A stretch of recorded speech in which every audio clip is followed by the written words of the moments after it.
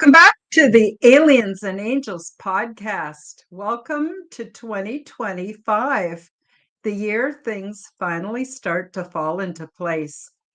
Over the last couple of weeks, I started off the new year with part 1, chapters 1 and 2 of my new book called Transdimensional: Meet the New Neighbors.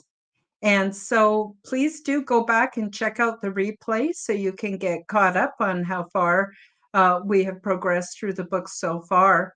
And thank you for joining me. I really appreciate you being here. Whether you're here for the live show or are listening later on an audio podcast or a replay, I appreciate each and every one of you very much.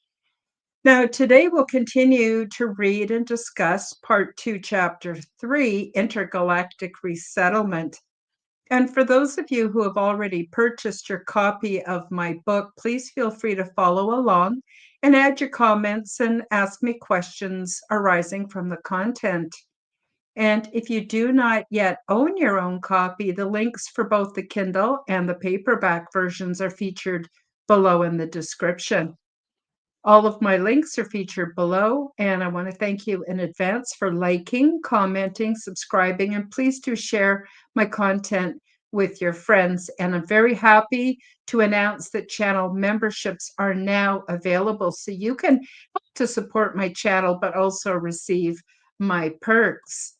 So this is going to be very, very interesting, getting into the Intergalactic Resettlement Program. Not sure if we'll get the whole chapter covered today or not, but I think you'll find the content very interesting. So for those of you who are not familiar, this is my real life nonfiction account of my own experiences, and they're a little different than other people's perceptions.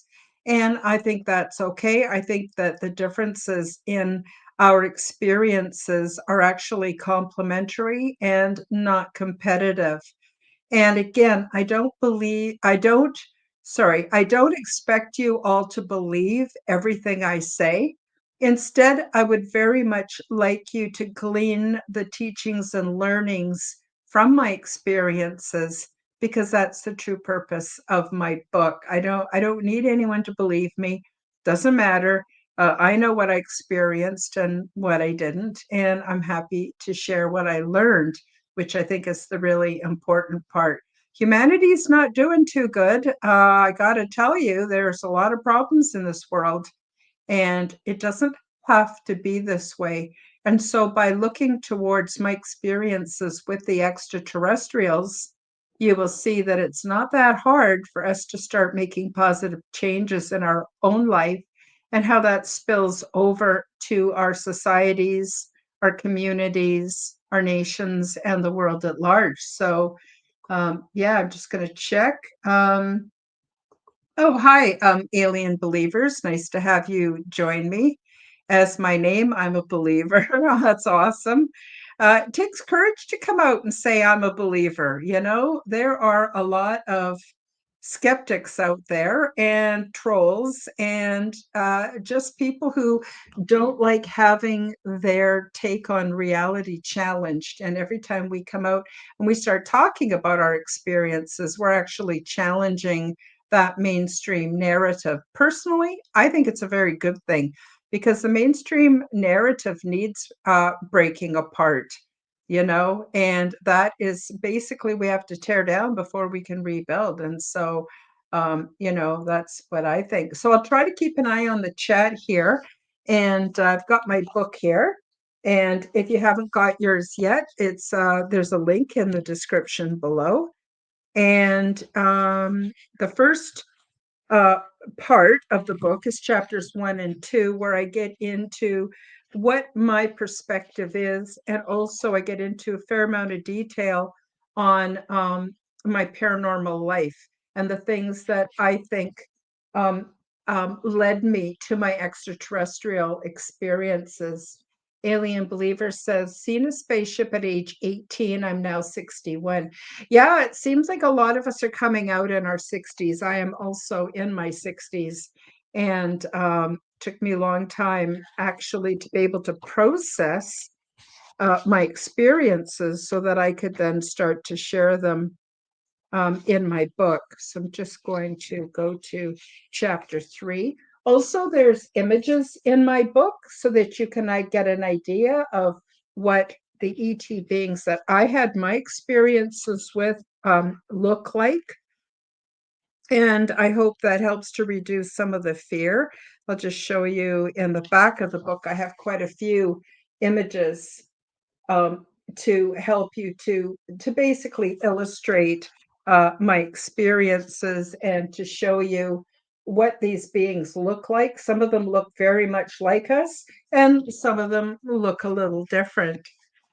Um, yeah, so, and some people are having trouble finding my book on Amazon, and I'm not surprised. It seems that the algorithm takes time to kick in. So what I recommend you do is actually go to the Amazon website, and then the top left-hand corner, there's these little lines. That's the menu. Click on the menu and then click on the bookstore or books, and then you'll get a new search bar, and then you type in transdimensional, meet the new neighbors, and my book should just pop up. And if you have trouble finding it, just email me and I'd be happy to send you the link. So, chapter 3, an intergalactic resettlement program, and I'll start with the introduction. Just a reminder, the context of these paranormal experiences that I am about to share is not nuts and bolts, and it is in no way religious. My perspective is sociological, cultural, and spiritual. There is an ET group, a federation of planets or worlds, which deals with our world leaders currently, but I have no affiliation with that group. You may be wondering how I could possibly know the information and experiences that are provided in this book. Some of it comes from my own transdimensional contact, and other details arise from my personal training aboard the big ship, and the rest came to me from a combination of spontaneous knowing or downloads, lucid dreams and visions, and via remote viewing and via remote viewing sessions facilitated by Bob the Gray. All of the data that I've gathered fits together seamlessly and is completely congruent. Let me begin by telling you how this intergalactic resettlement program began.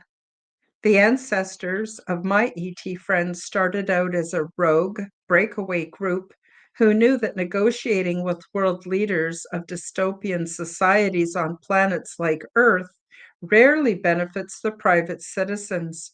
So they developed an energy-based transdimensional system which facilitates spiritual contact with individuals. Ultimately, from our perspective, this is an ongoing human-initiated program because as we progress and grow, we are able to interpret and respond to the incoming paranormal invitations.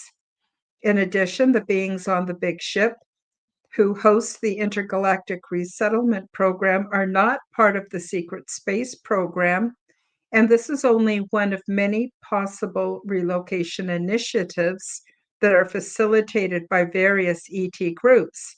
Space, as we understand it, is a busy place. So I mentioned earlier that I believe that our extraterrestrial contact experiences, UFO sightings, etc., are complementary rather than competitive. And there is so much going on. I can't claim to know what's going on with the Greys or the reptilians. I can only speak to my own experience. So I try to sort of stay in my own lane that way. But there's a lot going on. And like I mentioned, the group that I have exposure to, they learned a long, long time ago that dealing with the rulers of any dystopian world doesn't benefit the individuals. And we've seen that. We've seen all kinds of reports of different groups, Galactic Federation of Planets, etc., that are dealing with the world leaders or the military industrial complex. And their message is not getting out to us. All we're getting is a bunch of confusion. And it looks like the government is trying, or Congress is trying to come closer to disclosure, but nothing really gets disclosed. And that's why these beings that I have contact with, they reach out to everybody. It's kind of, if you can imagine, their contact and their messages are raining down on all of us all of the time. And those of us that are able to adjust our consciousness to the correct receiver wavelength, we're starting to understand this contact, understand these messages, and make sense of what's happening for us. And then we're spreading our messages through our books or podcasts or whatever to other people here on Earth so that everyone can benefit. And we're kind of like spiritual map makers. We go out and we experience the weird and the wonderful, and then we come back and report, this is safe, this is not safe, this is what went well for us, this is perhaps what did not work well for us. And then it helps those who might be a bit more timid to want to experience more full contact and do things they need to do to make that happen. Hi, Rhea. Nice to see you. Thank you for joining the show today. So I'm just reading, in case you missed the beginning, I'm reading from Chapter 3, the Intergalactic Resettlement Program, and I'm just clarifying how this particular group that I had exposure to operates, and that there are many, many other groups. So, what I recommend you do is listen to a lot of different experiencers and weigh what they have to say and then connect the dots. What are we all saying in common and in harmony? And maybe that's the true message that all the ETs want us to get. So I'll just continue on page 47. This group of ET beings are unnamed in human terms, and they don't speak English or any other Earth language. There are many different ET groups out there, and as far as I know, my group is not affiliated with any other group. Ship politics are anarchistic and autonomous or sovereign in nature. Further, intergalactic resettlement has been around for hundreds of thousands of our years, assisting many evolved beings who face extinction level events to this program. So this program is not specific to Earth. So I want to explain what I mean by anarchistic and autonomous or sovereign in nature. Each of the big city ships sort of has its own culture and politic. And what I mean by anarchistic is not chaotic. It is basically each person is a highly evolved, highly spiritually evolved being aboard the big ship. They all know that when they vibe on the love harmonic, things work out very well for communities and families and individuals. And they choose to work in harmony with the love harmonic. So they are being patient and mild and loving and kind and generous and all those good things. And they all exercise that. So there's an atmosphere of complete trust and safety. And within that, since nobody is harming anybody else, the system just falls together organically. The culture progresses organically. And that is what the atmosphere, the social atmosphere on board the big ship is. What I mean by autonomous or sovereign in nature, everybody does what's best for themselves, but they always take into consideration what's best for everybody.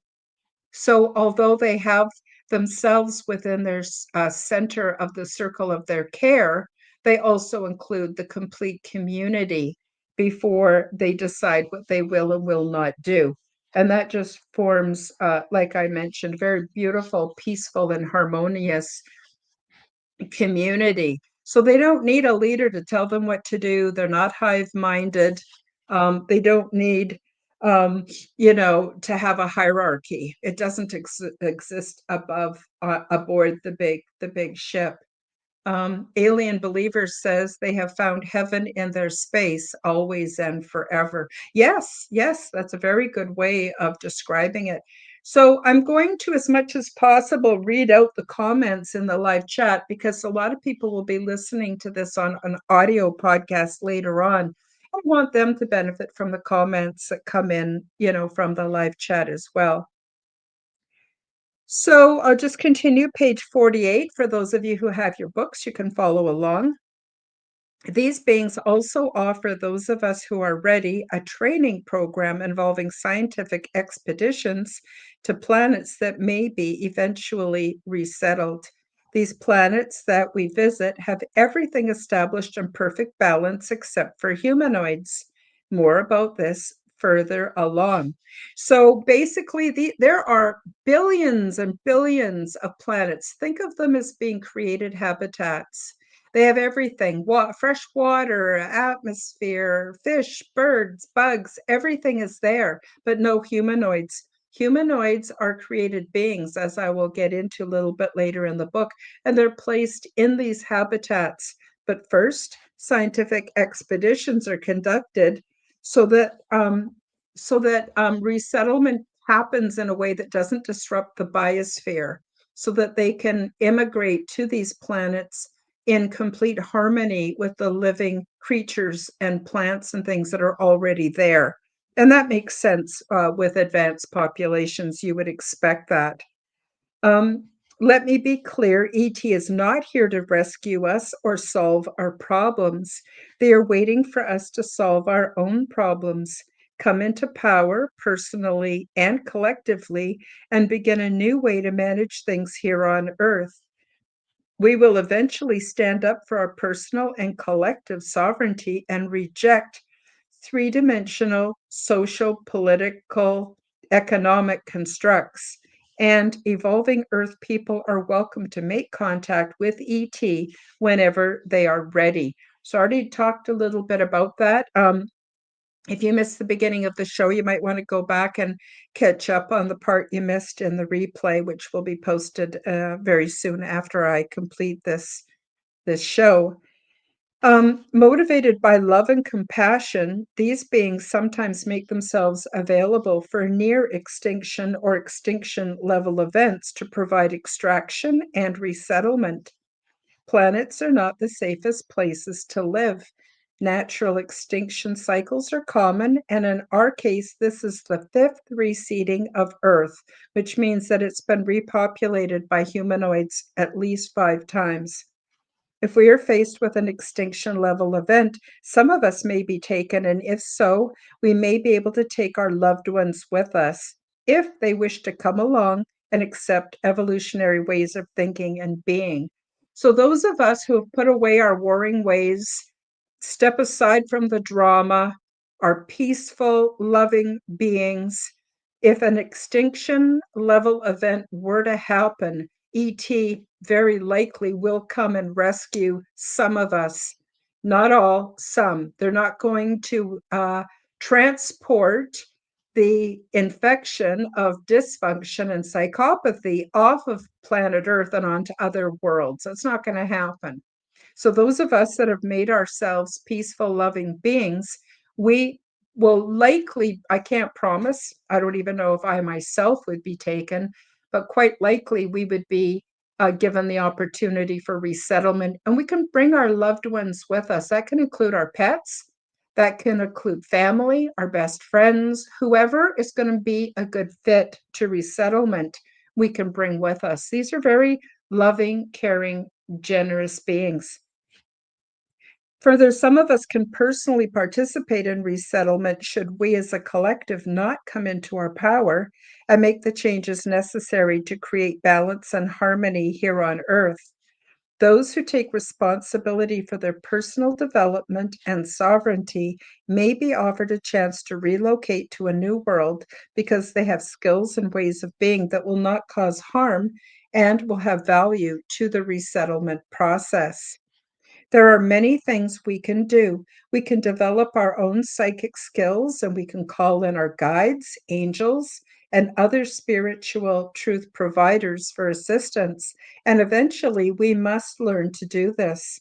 We can make contact and connect once we're able to generate and embody sufficient levels of energetic interdimensional frequency. This process is often called leveling up or ascension and evolutionary development, but these terms all basically mean the same thing. At this point, I would like to mention that my contact experience is not unique. There are millions of us. However, most people who have encounters similar to mine do not remember these events, but we are remembering more often now. The call has been put out there, and many are recovering memory of their experiences in order to encourage and educate the people of Earth during these critical times. All is designed with a purpose. And as I've mentioned on other episodes of this podcast, um, there are all kinds of people who have memories, but they think they were dreaming, or they brush it off as being, oh, that was my overactive imagination. They don't realize these are real experiences. And when we start to pay attention to them, there are millions of us who have these experiences. I am not unique. I'm not some kind of special, high, mighty person that I have these experiences. So to I'm trying to sort of help you guys to realize you may be having these experiences too. And I recommend maybe keeping a journal would be a good place to start. Um, Van Darkholm says, resettlement seems relevant with the upcoming magnetic pole flip disaster cycle. Oh, yes, I couldn't agree with you more. There is also, I don't know if you're familiar with Chris Bledsoe, who has regular contact with the orbs and angelic beings or angelic light beings.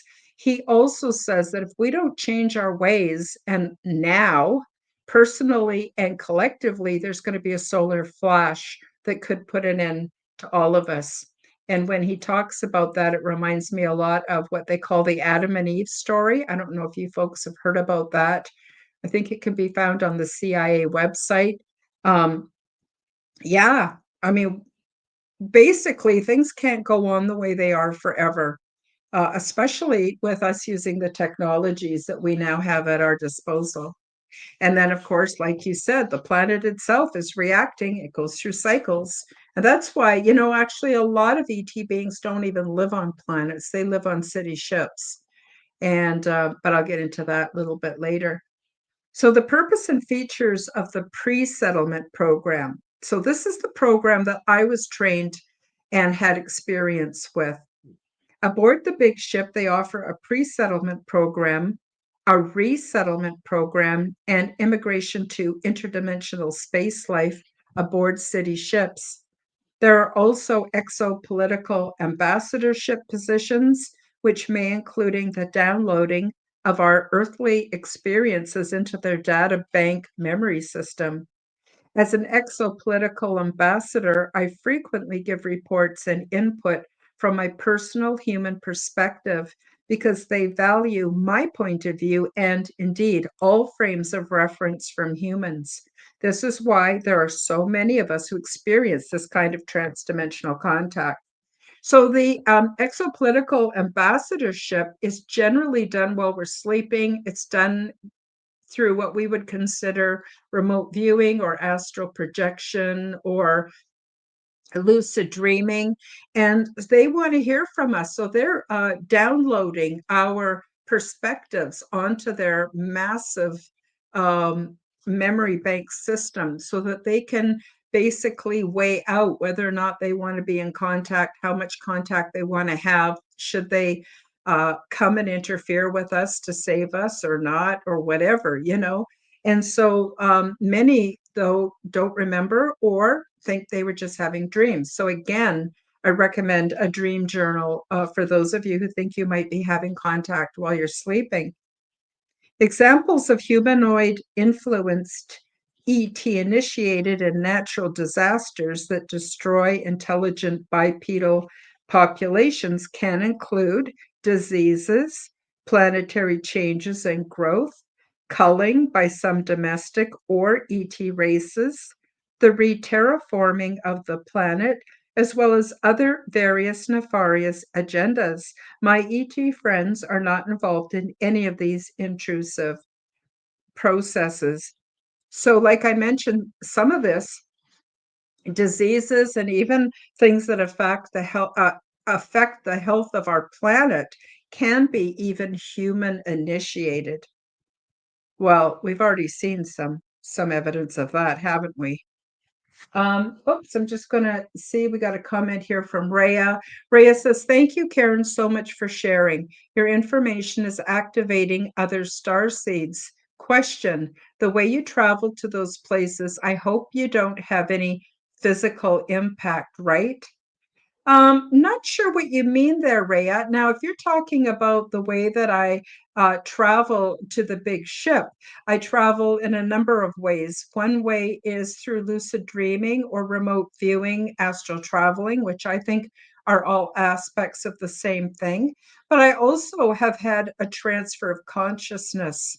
And I generally occupy what I'm going to call an identical clone body that gives me the physicality once I'm there. And then I participated in the pre-settlement program, which involves the scientific expeditions to other worlds.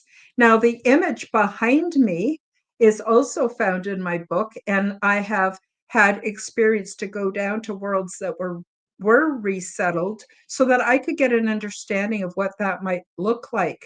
And so I go into great detail in the book about these experiences. Some of the worlds, the beings choose to be low tech and just get everything they need from the planet.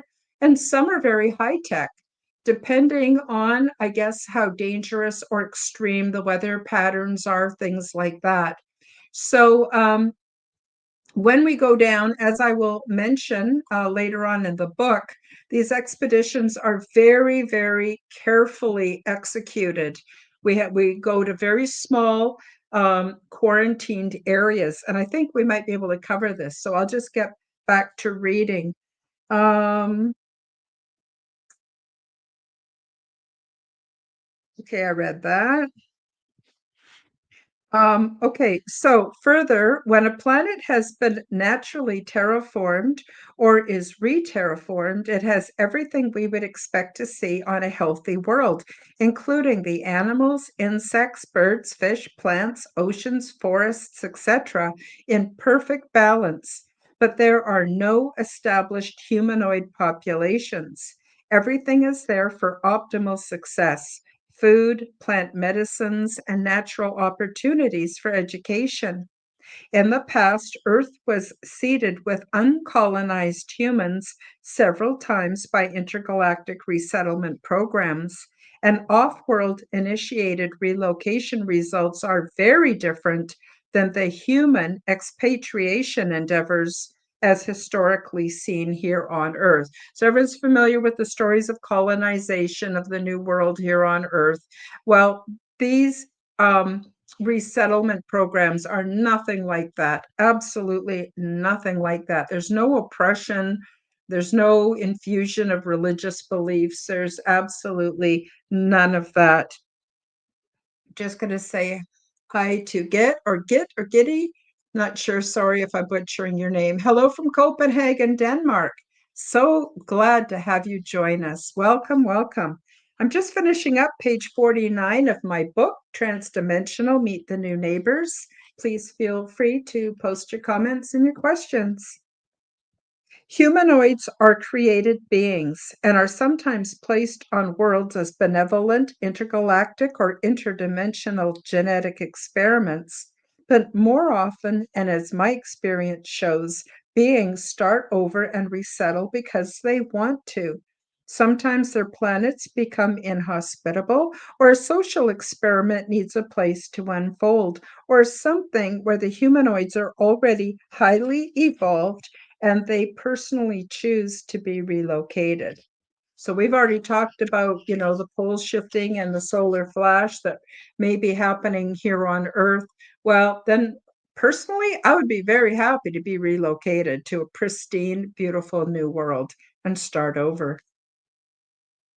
Before a planet is populated by humanoids, scientific expeditions to them are carefully planned and managed. In my experience, temporary settlements were set up for diagnostic and training purposes, requiring a hands on physical experience.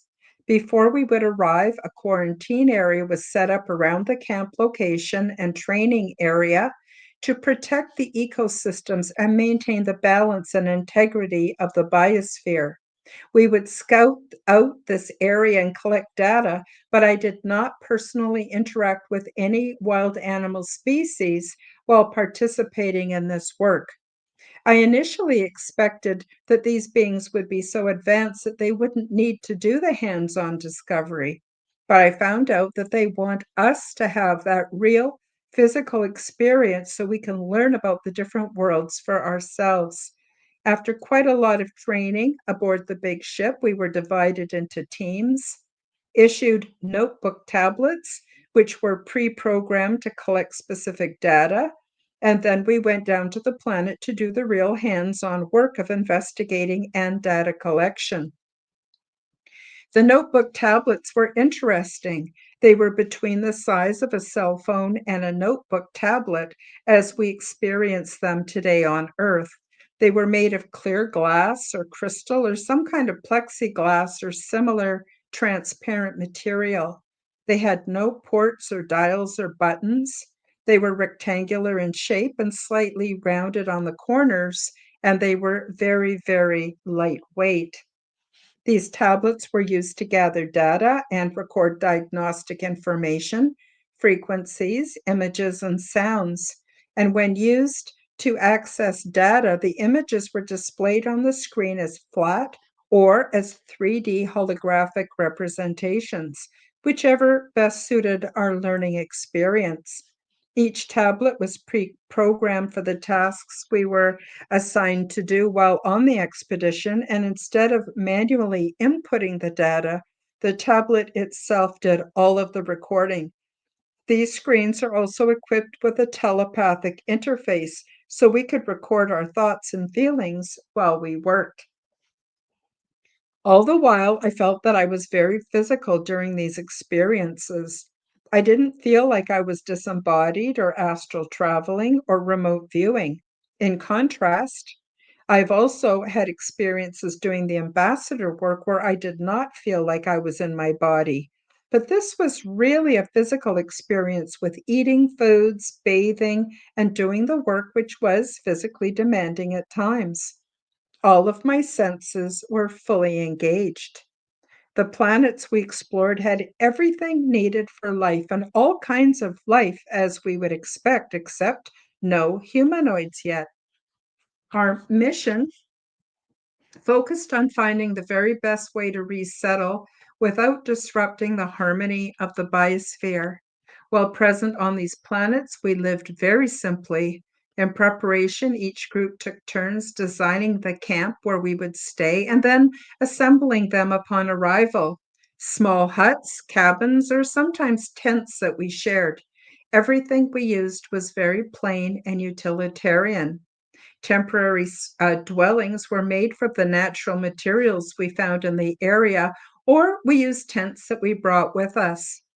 As mentioned before, we kept ourselves isolated from contact with the animals.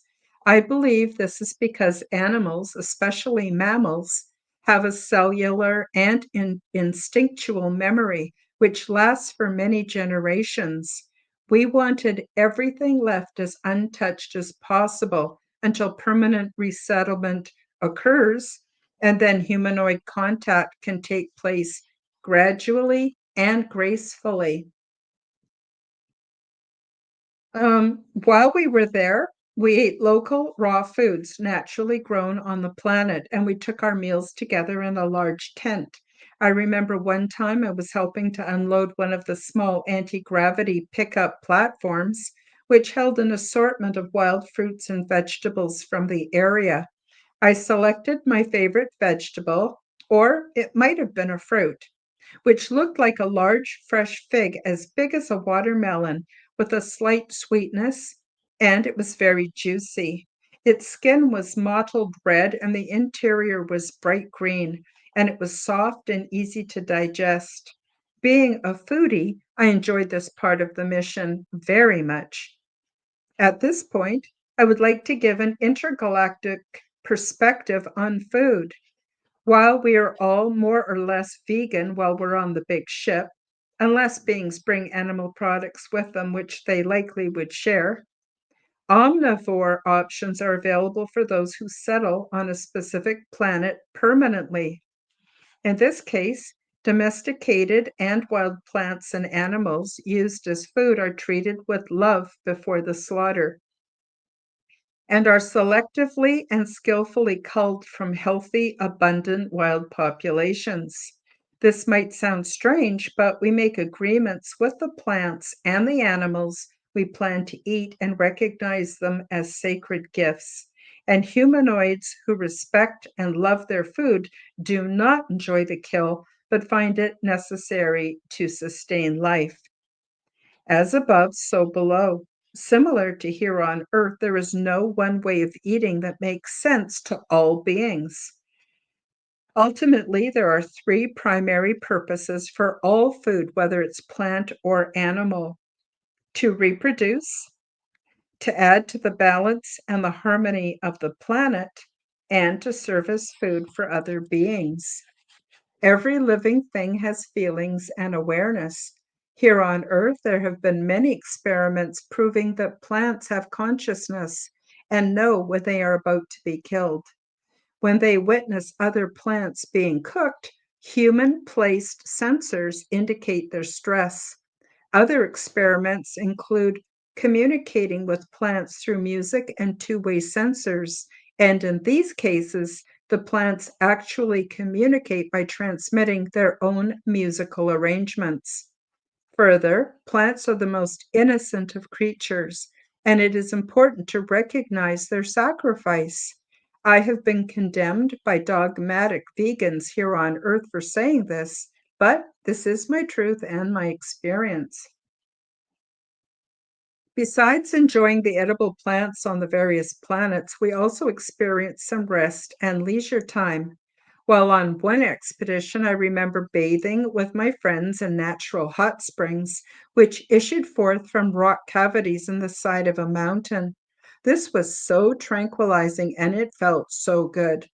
We were relaxing after a busy day of work, and as we rested in the hot, bubbling water, we saw that there were two beautiful moons in the sky.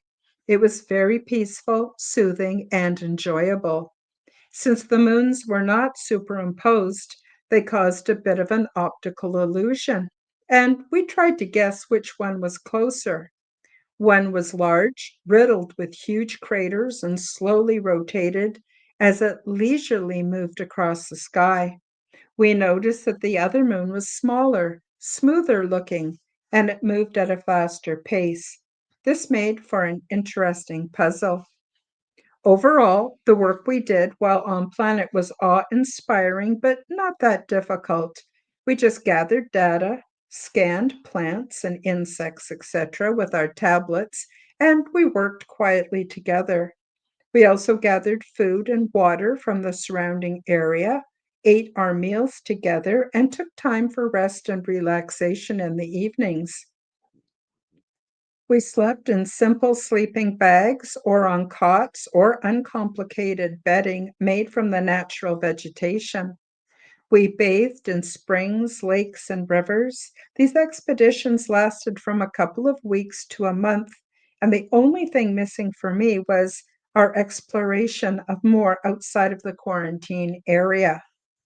Later, when we were back on the big ship, the data was collected that we collected was integrated into a holographic representation, and we used it to learn more about how the biological systems on the planet were interconnected and interdependent. Through the virtual headsets, we could also relive the collective input from all of our senses, thoughts, and feelings for a deeper learning experience. And I frequently revisited one excursion in particular because it was so different from any other. Oh my gosh, our time is quickly passing by. So on page 53, I talk about a strange experience. And it was of one of these pre-settlement expeditions that I was involved in. And it was it was very interesting. So I'll just leave that for you to read when you get your copy of the book, or if you have a copy of the book. And now I am going to take a very short break to be able to quickly play you. It's only 2 minutes long, and it's an overview of my book for those of you who are not yet familiar. So this is just 2 minutes, and then I will be back with more reading from my book. Transdimensional, Meet the New Neighbors. Check out my new book available from Amazon bookstores worldwide and read the stunning details about ET diversity and culture, along with their advanced ways of living and expressing spirituality, which is in no way like anything imagined here on Earth. Transdimensional, Meet the New Neighbors introduces you to many different ET beings, the healing pods, the interior of the big ship, my orientation process, cultural events, and off-world mating practices. When I tucked myself into bed for the night back in 2014, I had no idea that I would be transported to the big ship, meet many different extraterrestrial races of beings, become well acquainted with their culture, and visit numerous interesting worlds. While away, I learned a great deal about the big ship, intergalactic and transdimensional travel, intergalactic planetary research, and the various options for resettlement. My true life adventures continued night after night, and I had never experienced anything like this before. The first few times that I awoke back at home, I convinced myself that it had all been some kind of a fantastic dream. But while away, I was eating, sleeping, learning, and visiting, all the while experiencing what I perceived as days, weeks, and months. I am so happy to present you with my true nonfiction account of my weird little life and the more important messages from beyond our realm that I have been tasked to share with all of you. It is my hope and sincere desire that I will inspire you to acknowledge your own transdimensional abilities and experiences so that together we can become the change we wish to see in our world. Paperback and Kindle editions are now available at all Amazon bookstores. Go to the Amazon website, select the bookstore or Kindle store, and enter Transdimensional, Meet the New Neighbors by Karen Holton. The Audible version is coming out soon. And we're back. So for those of you listening on audio, you might want to come over and take a look at that promotion in the replay, because it has some beautiful images. Those images are also found in the book. They're not in color, so they're not quite as dramatic, but those images are actually taken from the book. So I just wanted to let you know that. So we're quickly running out of time. I'm going to finish the basic chapter, but I probably am going to skip over some of my experiences, like the ones I had on, in this community, and I had another high-tech experience on a water world that played out very, very differently. And I get into a lot of detail on what those two experiences were like. But for now, we'll continue on page 54 under permanent resettlement. When humanoids resettle permanently, they do so in small groups, which include 6 to 12 heterosexual couples of childbearing ages and at least 2 elders, one of which is a biological female and the other is a biological male. Sometimes the elders are life partners, and other times they bring their partners with them, but many are single. As you will learn in later pages, the humanoids that I met live much longer than humans here on Earth. Reproduction generally occurs during the first 100 years, but they live for at least 500 years or even longer. Once past their reproductive age, they have a shift in consciousness and they become learned scholars, teachers, and mentors. Most older beings evolve past the need for sexual contact and transmute this energy into spiritual paranormal gifts. The elders are also there to keep a detailed historical record of everything as it occurs. This telepathic record is used for teaching and is a foundation for the further intellectual and spiritual growth and development of the community. Records are also sent telepathically back to the big ship to be added to the database memory system. Depending on the size of the planet, a few or many such groups will resettle, but all groups are small in the beginning with lots of room to grow.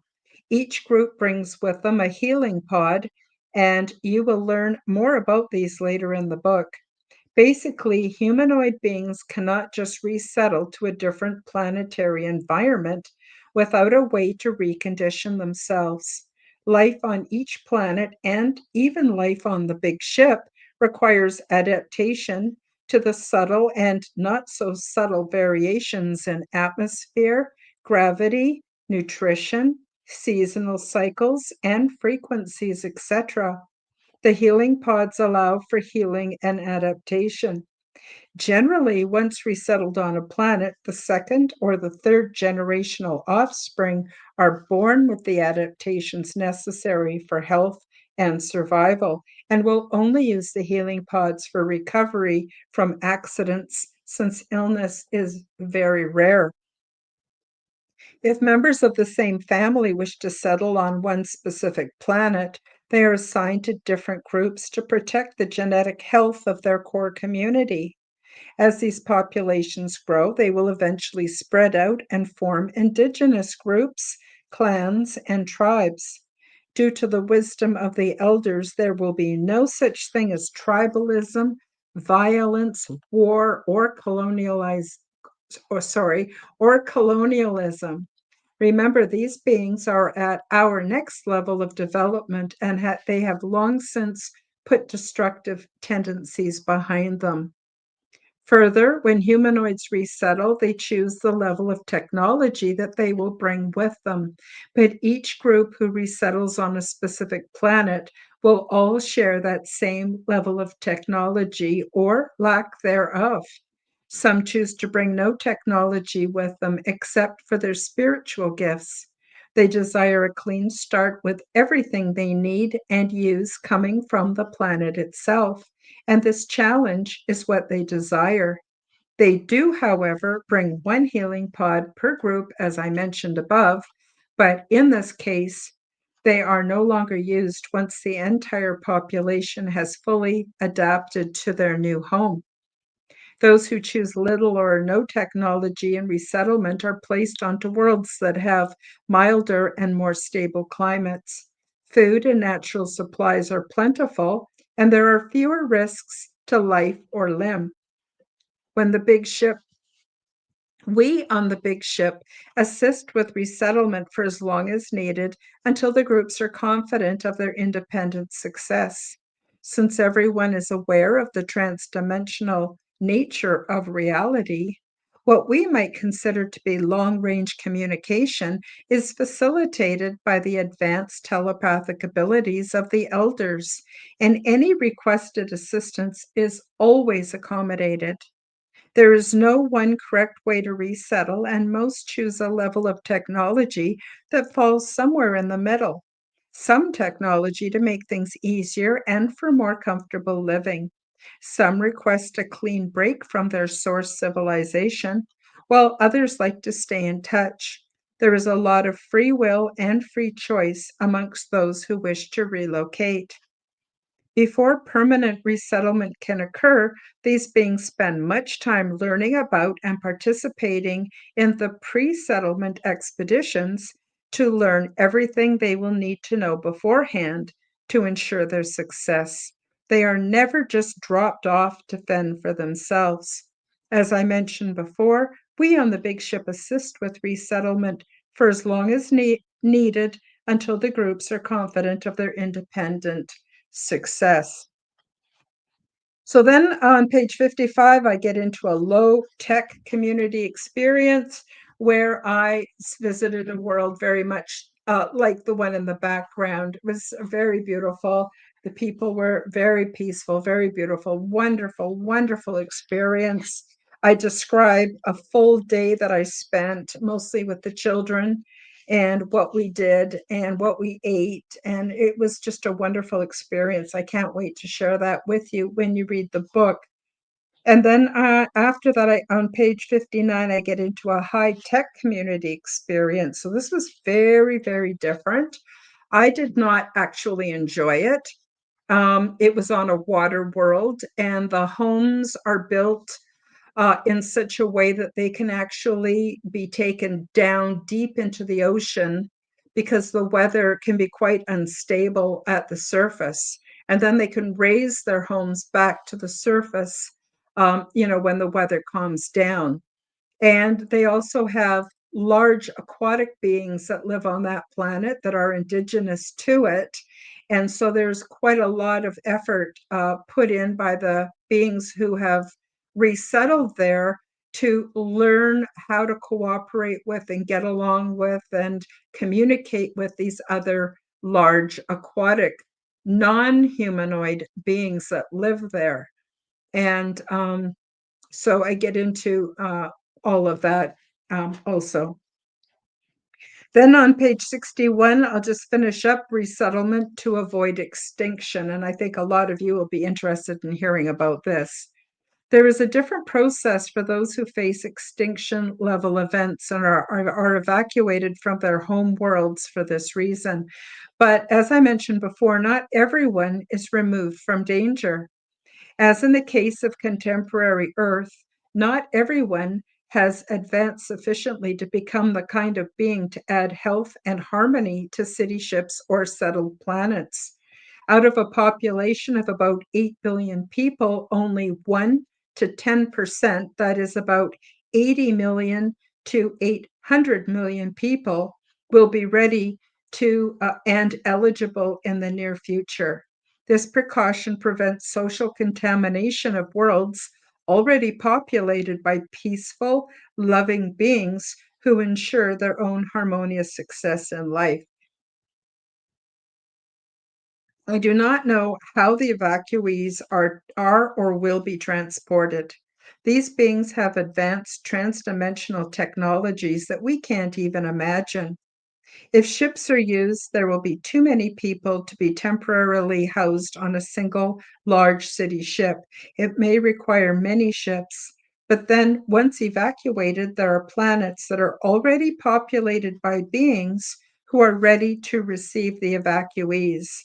These planets do not offer permanent relocation, but are there to offer the support and care required before permanent resettlement can take place. And there are many variables to consider. Some humanoid populations, humans as an example, will be so toxic from generations of poisons from the polluted air, food, water, and medical procedures that this has become part of our physiology. These pollutants must be gradually removed, and then our bodies will be transmuted into healthy tissues and components. Also, our genetically coded DNA needs to be decontaminated as well. Not only do we need physical healing, but we have also been intergenerationally poisoned on a spiritual, emotional, and intellectual level. So we must go through a sometimes lengthy system of deprogramming and re-education. Overcoming intergenerational trauma and learning to communicate telepathically are skills required before permanent resettlement is possible. Telepathy is the universal, interplanetary, and interdimensional method of communication. We all have this capability, but it is shut down in dystopian societies to ensure mass conformity. Controlling our words also controls the way we think and perceive, and is fraught with errors which help to form and maintain social constructs. Intuition and telepathy are honest forms of communication. Once evacuees are restored to health on all levels, they can start the process of immigration to their future home worlds. They are given much free choice as to the kind of environment they will enjoy the most, and not everyone will go to the same destinations. Many will join other races of beings on large city ships like the big ship, and as my experience shows, will assist others in the pre-settlement and resettlement programs. Some will choose to stay on the planet where they were restored to health in order to help other evacuees to recover. Either way, once restored to health, evacuated beings will add to the positive ecological growth of the cosmos. So that's the end of chapter 3. Next week, we will get into chapter 4. What is ET like? And I know you're all going to want to join me. If you haven't done so already, there's still time for you to order the book so you can follow along, read up on the sections that I have skipped past due to time, and be prepared for the next reading. And please do feel free to join us and add your comments and your questions, whether you've read the book or not. I'm very happy to hear from all of you. So I guess that's it for the live chat. I don't have any new comments. I want to thank you all very much for joining me today. It's been an absolute pleasure to write my book and to also get it out there. Mine is not the only perspective. There's other perspectives too. And as I mentioned, I recommend that you consider various viewpoints and then use your own critical thinking skills to decide for yourself what rings true and what doesn't. And please feel free to change your opinions as more information comes in, because I think we're going to be getting a lot more information coming in the near future. And so that's what I recommend. So don't just blindly believe everything that I say. Just consider it, weigh it out, and keep what resonates with you and throw the rest away. I am not asking you to believe me or to follow me, not in any way. I want you to follow yourselves, and I want you to realize what's possible so that you can start to pay more attention to your own transdimensional, interdimensional experiences. Because quite honestly, the whole idea of the nuts and bolts philosophy seems to be giving way to a new understanding where we're starting to see our ET and angelic brothers and sisters and distant cousins as being transdimensional. And that's how all these things are possible, including the traveling from vast distances. When I get into the big ship, I'll explain to you how we're able to actually fold space where point A turns into point B. There's no traveling from point A to point B.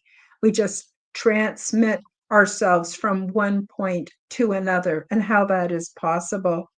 So again, it's been a great joy for me to be here and share space with all of you. I hope you have a wonderful week. I hope you join me Wednesday for the Quantum Guide Show. I've got two wonderful guests, Gary Michael May and also Ryan Patrick Burns. And we're going to talk about out-of-body experiences. I think out-of-body experiences, near-death experiences, and astral projection kind of tie in beautifully with what I'm sharing with you from my new book. So if you want to join us on Wednesday for the Quantum Guide Show, I go live 1 hour later. So that's at noon Pacific, 1 p.m. Mountain Time, and 3 p.m. Eastern Time. If you'd like to join us, bring your friends. And love to see you there. And again, thank you so much for joining me. Sending out much love and happiness and peace to each and every one of you. And we will see you again soon. That's about it for today. So goodbye from the Aliens and Angels podcast. Wishing you all the very, very best. Thank you for joining me for the Aliens and Angels podcast. Read about my true life ET contact in my book called Transdimensional Meet the New Neighbors, which is now available on Amazon worldwide. Subscribe to my YouTube, Rumble, and X channels at Karen Holton TV. The like button and leave me a comment. And please do share this podcast with your friends. Check out my website at www.karenholtonhealthcoach.com to see my free resources and amazing products and services. All of the links will be in the description below. As part of the Forbidden Knowledge Network, you'll also find the Quantum Guide Show with Karen Holton on all audio platforms. Until next time, keep up the good work.